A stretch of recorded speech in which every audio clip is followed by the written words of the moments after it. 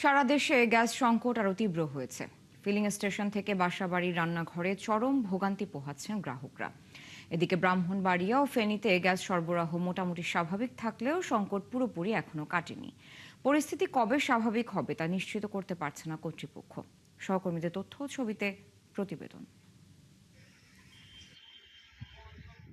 Gas সংকটে মানিকগঞ্জের বেশিরভাগ ফিলিং স্টেশন বন্ধ হয়ে গেছে।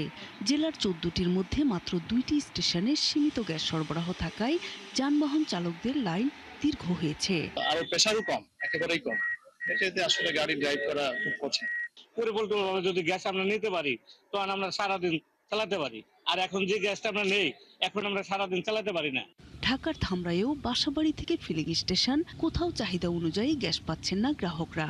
লাইনে গ্যাসের চাপ না থাকায় উপজেলার 7টি ফিলিং স্টেশনের মধ্যে 5টি বন্ধ থাকছে। পাম্প কর্তৃপক্ষ বলছে, লাইনে চাপ না থাকায় গাড়িতে গ্যাস সরবরাহ করতে সময় লাগছে।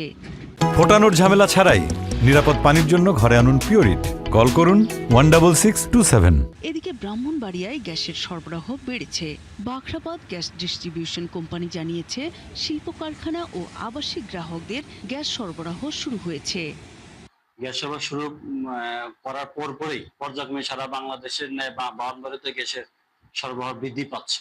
তবে এখন পর্যন্ত সকল গ্রাহকদেরকে আমরা নিরবিচ্ছিন্ন গ্যাস সরবরাহ করতে পারিনি, তো পর্যায়ক্রমে এটা সমাধান হবে।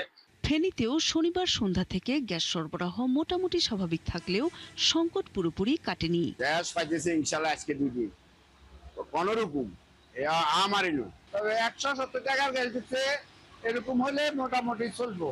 এভাবে চলুক, আলহামদুলিল্লাহ আমরাও চলতে পারি। আমরা শনিবার সন্ধ্যা 6:30 আমাদের পাম্পে গ্যাস পর্যাপ্ত পরিমাণে আসছে, আর আমরা ওই শনিবার থেকে কন্টিনিউ গ্যাস দিতেছি। জেলার 12টি সিএনজি ফিলিং স্টেশনে গ্যাস সরবরাহ করা হলেও চাপ রয়েছে স্বাভাবিকের চেয়ে কম। তাই গ্যাস নিতে এখনও দীর্ঘ সময় অপেক্ষা করতে হচ্ছে চালকদের।